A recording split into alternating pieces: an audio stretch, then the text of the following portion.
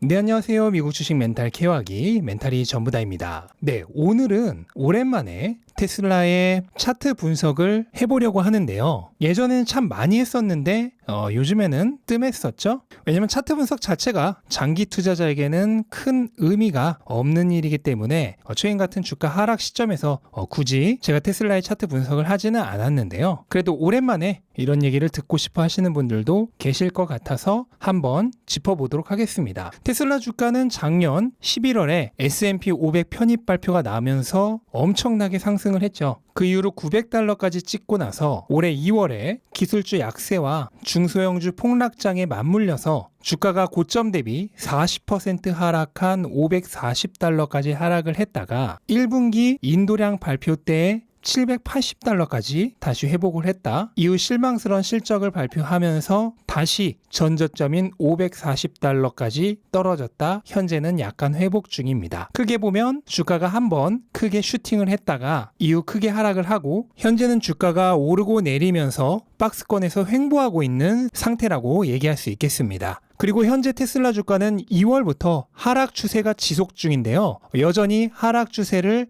뚫지는 못하고 있습니다. 이 하락 추세를 깨기 위해서는 다음 매물벽을 뚫어내는 게 중요한데요. 차트상으로 보면 그 부근을 쉽게 예상할 수 있습니다. 우선 차트상 밀집 지역이 보이는데 이 부근에 많은 매물이 물려있을 가능성이 커요. 이거를 매물대라고 얘기를 하죠. 그럼 매물대란 무엇인가? 오랜만에 한번 설명을 하겠습니다. 매물대란 건 이전에 거래가 많이 이루어진 가격대로 그 가격대에 주식을 들고 있는 사람이 많은 지점을 뜻합니다. 이 매물대는 주가가 내릴 때는 지지선 역할을 하고 주가가 오를 때는 저항선 역할을 합니다. 주식을 산 이후에 주가가 많이 오르면 사람들은 주식을 팝니다. 그러면 주가가 다시 하락을 하는데 사람들이 많이 산 가격대까지 주가가 내려오면 이제는 팔아도 먹을 게 없기 때문에 파려는 사람이 별로 없어지게 됩니다. 그래서 매도세는 힘을 잃고 반면 그 가격에서 기다리고 있는 사람은 많기 때문에 매수세는 강해지면서 주가는 다시 오릅니다. 이게 매물대에 의한 지지입니다. 반대로 주식을 샀는데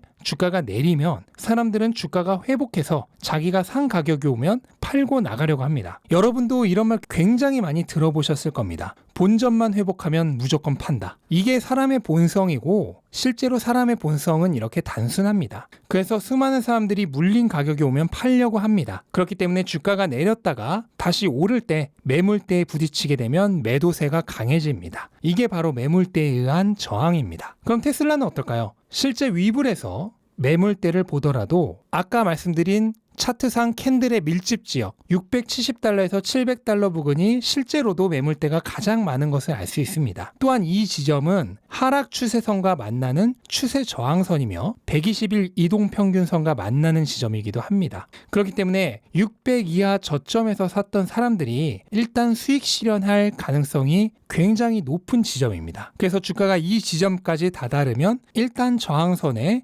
부딪힐 가능성이 굉장히 커요. 이후 어느 시점에 이 저항선을 깨고 올라갈지는 섣불리 짐작하기는 어렵습니다. 한 번에 뚫어낼 수도 있고 여러 차례 저항선을 녹여내는 작업이 필요할 수도 있어요. 이거는 다른 말로 하면 매물대를 소화하는 과정이라고 합니다. 그 가격대에 물려있는 사람들이 파는 매도 물량을 매수 세력이 받아먹으면서 소화해내는 과정이에요. 이 과정이 어느 정도 시간이 걸릴까는 그때그때 시장 분위기도 굉장히 중요하고요. 또 테슬라의 개별적인 실적이 가장 중요합니다. 매물대를 뚫는다는 것은 팔려는 사람들의 매도 물량을 모두 소화할 수 있을 정도의 주식에 대한 수요가 있어야만 합니다. 테슬라가 좋은 실적과 또 좋은 전망을 계속해서 보여준다면 주식에 대한 수요는 꾸준히 있을 것이고 결국 언젠가는 매물대에 물려있는 사람들의 매도 물량을 다 소화시키는 순간이 올 겁니다. 그럼 그때 저항선이 뚫리는 거예요. 하지만 이 시점은 신이 아닌 이상 언제다 라고 미리 예측하기는 어렵습니다. 만약 이 저항선을 결국 뚫고 올라간다면 다음 매물벽은 $730에서 $750 부근인데 여기는 이전 저항선과 너무 가깝기 때문에 바로 저항선으로 작용할 가능성은 낮아요. 왜냐하면 기존의 저항선으로 작용했던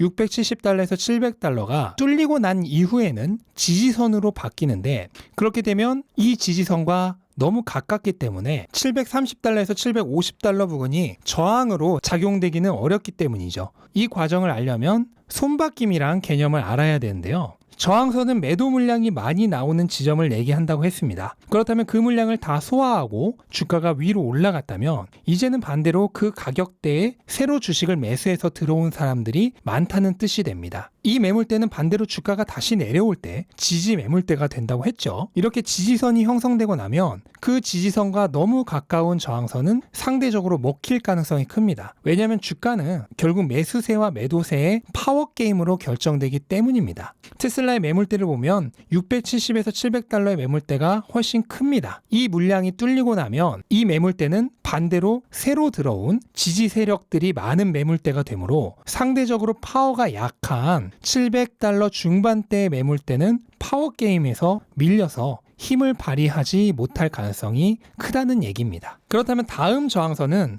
매물대에 의해 나오기보다는 매수세가 스스로 팔고 나가는 차익 실현 지점이 될 가능성이 커요. 그렇다면 그 지점은 역시 전고점이자 이전 저항선 그리고 그 이전의 지지선이었던 780달러 부근이 될 가능성이 가장 큽니다. 이 지점은 기존 매수 세력이 15% 정도 차익 실현하기 좋은 지점이면서 동시에 이전 저항선이기 때문에 사람들이 심리적으로 팔고 나가려고 하기 쉽습니다. 차트상에 의미 있는 지점에서 사거나 팔려고 하는 사람들은 의외로 많습니다. 그래서 전고점이나 전저점, 그리고 이동평균선, 그리고 700달러, 800달러, 900달러 이런 의미 있는 가격대가 지지선이나 저항선으로 작용되는 경우가 굉장히 많은 이유입니다. 사람은 인공지능이 아니기 때문이에요. 그래서 780달러 부근에서 한 번 더 강력한 저항이 있을 것이라 생각이 됩니다. 만약 이 지점도 뚫고 올라간다면 그때는 정말 이전 최고점인 900달러가 다음 저항선이 되겠죠. 하지만 지금 시점에서 여기까지 생각할 필요는 없을 것 같습니다. 왜냐하면 지금 당장 눈앞에 넘어야 할 산이 많기 때문이죠. 네, 이렇게 오늘은 오랜만에 테슬라의 차트 분석을 해봤습니다. 하지만 결론은 아무것도 없습니다.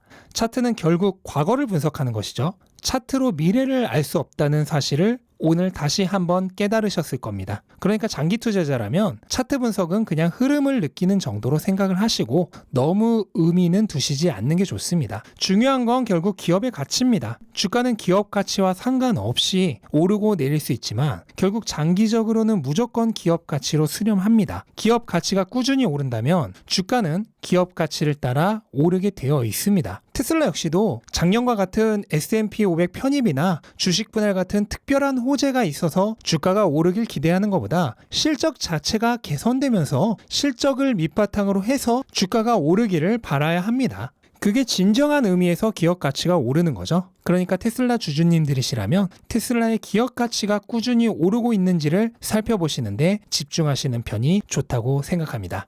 네, 이상으로 오늘 영상 마치겠습니다. 영상 도움되셨다면 구독과 좋아요 부탁드리고 즐거운 하루 되시기 바랍니다. 감사합니다.